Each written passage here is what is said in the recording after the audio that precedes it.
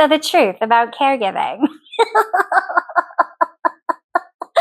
Well, are you prepared for this? Are you prepared for the real truth? Can you handle the truth?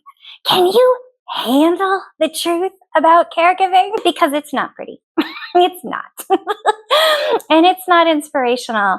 It's hard and it's gut wrenching and it's exhausting. Every part of caregiving can feel overwhelming and draining. Everybody's caregiving journey is different. And today I'm going to share different aspects of our multi-generational family to share the raw truth of caregiving. And then I'm also going to share with you 4 lifelines that I use to survive the caregiving journey. Because am I surviving? The reality is I am, but I'm exhausted. And this isn't a complaint. This is reality. And if you are living in it, you know how overwhelmingly tired you can become. My mother and I care for my father, who's cognitively declining, but it doesn't stop there. We take care of my beautiful 14-year-old daughter, who's also homeschooled. And the reality is my mom is aging, and although she does a lot around here, ultimately I oversee her as well. So when people sit there and they tell me, you need to take care of yourself. Are you taking care of yourself? Are you doing everything that you need to be doing right now? I laugh. And I say, of course, because I know. I know how to take care of myself in theory. But the reality of caregiving is that when you are pulled in every direction, it can feel completely overwhelming and draining and exhausting. I oversee every aspect of our home. And that's the choice I've made. I've made that conscious choice in my life, and I don't regret it in all reality. But I do find that I would like a little bit more energy or a little bit more help, or I don't know. I know that I'm in a hard spot right now. I know that I'm tired. I know that what I do on a daily basis is I make sure, my mom and I make sure that my dad gets to his doctor's appointments. We make sure he gets to church. We make sure he gets his showers because he needs assistance with that. We make sure that my dad gets his haircuts and sure that he gets his nails trimmed. All of these things are things that help him feel like himself. And ultimately, our goal is to give him as much autonomy and as much feeling good about himself as we can in the midst of his decline. And some days that's so much simpler than others. Like today at the dining room table this morning, he sat there and all mom did was ask him to wash his hands. And you would have thought that she told him to go. And he started in, and I turned and I looked at him and I said, not today. I said, we're not going to do this today. What she is asking of you is she is asking you to do something that keeps the family safe. When we are in the kitchen, we wash our hands before we get in the refrigerator. That's a valid request. It's not controlling. It's something that each of us do for each other. I said, and there are times I remind other members of our family, so it's not an abnormal thing to have happen. He said that he was angry because he doesn't want to be told what to do. And the reality is that's fair. And it's understandable. But we're all also going to wash our hands before we get in the refrigerator or make any food. Not that he really makes a lot of food, but he needs to wash his hands before he gets in the refrigerator, and that's not too much to ask. It's moments like that that you're always doing verbal judo. You're always trying to curb the conversation from going in a bad direction. You're always trying to meet the needs of that person. Like yesterday, we came home from my appointment. I had my monthly massage. That's another thing that I do. I get a monthly massage and mom gets a monthly massage as a way to combat this exhaustion. And all I wanted to do was come home and just relax. And instead, we got to talk through, my dad he had this awful bloody nose that he woke me up a couple nights ago for, and he's, I guess, been festering on it, and he wanted to talk through the experience. Apparently, it really shook him. And so we got to spend like an hour and a half, 2 hours talking through it so that he felt good. Like, that's caregiving. And then, like, last night, I was so busy. I was so tired. I had so much to do. Well, I do my dad's medications, and I have a pretty good system. We use med minders, and I do a med minder for a week, and we have 3 of them. So at one time, I sit down and do 3 weeks worth of his medication. And it takes me about an hour. He's on a lot of medications, and it takes about an hour to get everything out and everything placed right.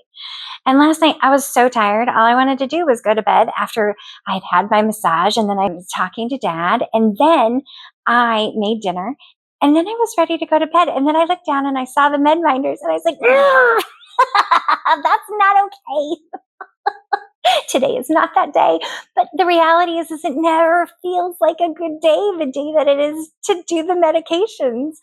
And so I sat there and I did the medications. And while I'm doing the medications, I'm doing the laundry. And this is the reality of caregiving. The reality of caregiving is that there's always something to do. There's always something that's going to take priority. There's always something that's going to be keeping you up when all you want to do is sleep and rest, because I don't get to do that a lot. And instead, I stayed up and I did his medications. And was he grateful? No. Well, maybe. I don't know.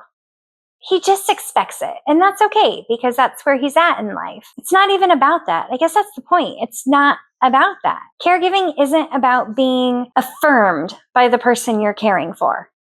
The reality is that caregiving is a conscious choice that you make to not be rewarded for what you're doing. The reward is in knowing that you are caring for somebody that you love and that you are doing the best you can for them. And it's hard. The most important thing I want to share today is that it's not complaining when we call it as it is. And even though it feels completely overwhelming, you're not doing it in vain, even though some days it feels that way. There is a purpose here. And some of us were created to be caregivers. Some of us, nurturing comes completely naturally. And even in those, and even as, I don't know that I'm one of those people. I think I'm a middle person. I don't think I was born to care for people. And then at some level, I also know I was. But I also know that I can be selfish. And maybe the glory of this moment in my life is that I have been selfish in my life. I have had grand adventures where I didn't have to care for anybody, and I got to live free and able to do whatever I wanted whenever I wanted. And as I've discussed in other videos, the reality is that was lonely. It was fun. But it was filled with loneliness. And in this season that I'm in, the reality is there's not a lot of fun, but I'm definitely not lonely. At a level that's almost like, I'm definitely not lonely. What I am is I'm surrounded by people that I love, and I am determined in this moment to live in this moment fully, because I am very well aware that this season is going to shift. And in some ways, I think it'll shift sooner than later. And in some ways, that makes me really excited. I can't wait. And then there's this part of me that gets hit with a lead balloon of, but that means somebody's not with us, that somebody has left the party.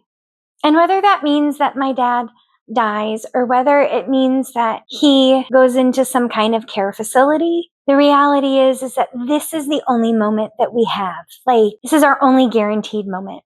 And when it shifts, I will miss parts of this life. I will miss my dad driving me crazy. There will be moments I won't, and there will be moments that I totally do. And so I try to focus on that. It's one of my lifelines. It's one of the things that holds me up. It's one of those things that carries me through. The truth of caregiving is that you have to have lifelines that give you strength when you have nothing left. And if you're a believer, you know that God is with you and that He is giving you the strength to get through this moment and care for the person that He's entrusted you with. But my lifeline number 1 is call it what it is. Like this video, the reality is can you handle the truth of caregiving? Because it's ugly and it's beautiful and it's gut-wrenching. It will rip your heart out and it will stomp on it. It will leave you with nothing left. That's the reality of caregiving.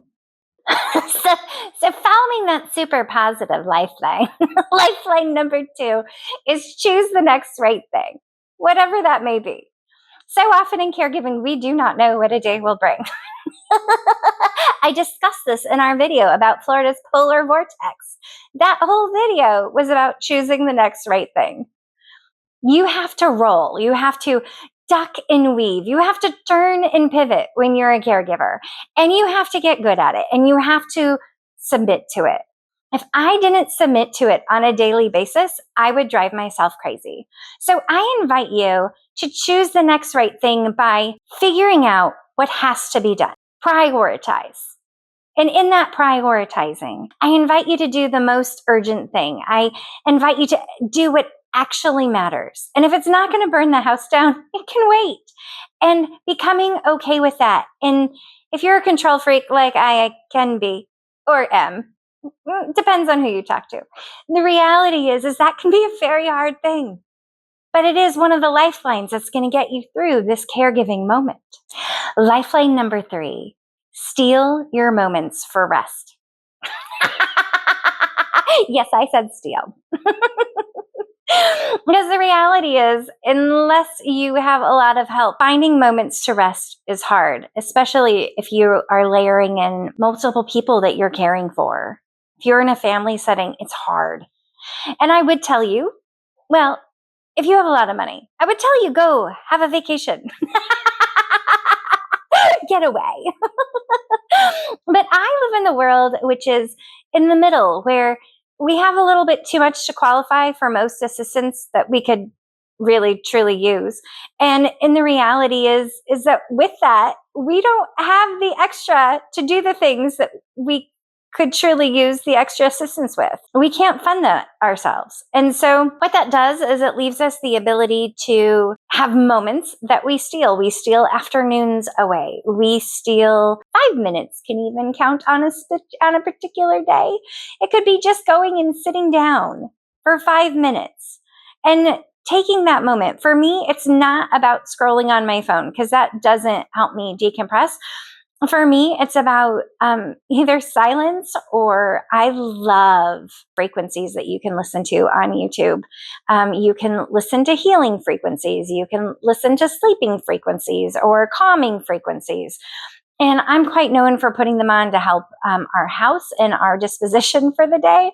But I'm also quite into them for myself. If I get a moment to myself, I tend to put them on. It's calming and soothing, and it brings me to a different place. And it tends to not only change the way I'm feeling, but truly change my disposition as well, which some days I really need that. Another would be a cup of. A cup of coffee. For me, it's a cup of tea. We're coming out of that winter season. I have just loved my hot water with lemon this season. It's whatever you can do to help find your peace. It's that decompressing, that breathing, that exercise. I mean, it's so many different things, so many different ways that you can check out and decompress. Whatever is yours and whatever you can afford, figure it out and do it and be faithful with it.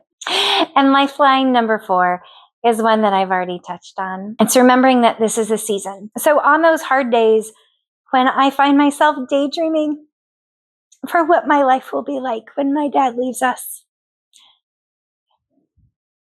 that's hard to say. But if you're a caregiver, you know that there's truth in that. In that moment, sometimes I'll take a moment and stay there for a minute because I need the vision that it will get better. And then I catch myself the way that I just did. And I remind myself that this is a season. So lifeline number 4 is remembering this is a season.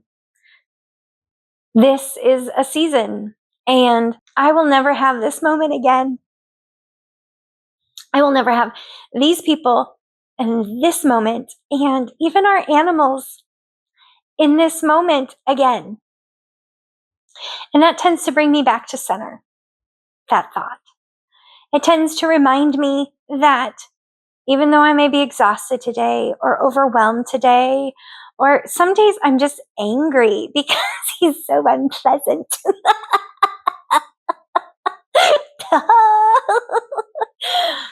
But remembering there'll be a moment that he will never drive me crazy again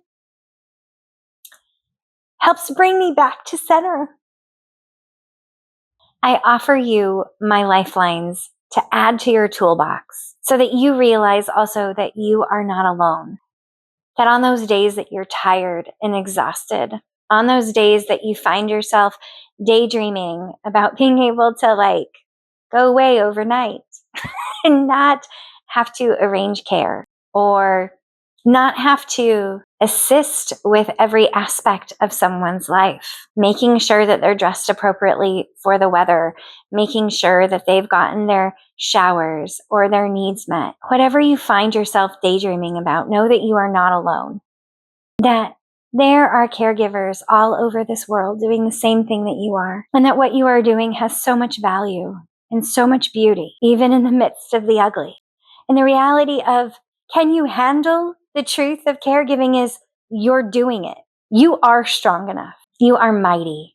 You are strong. And I invite you to share with me your stories below. I want this to be a place where we can lift each other up and speak the truth, the hard truth, and the glorious truth, all at the same time. This is one of those moments where it is all of the above.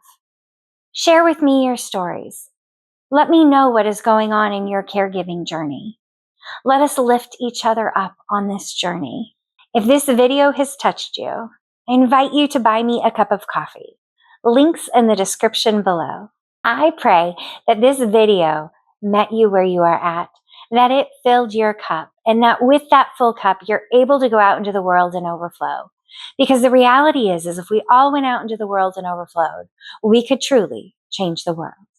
So let's go out and change the world. Have a beautiful day.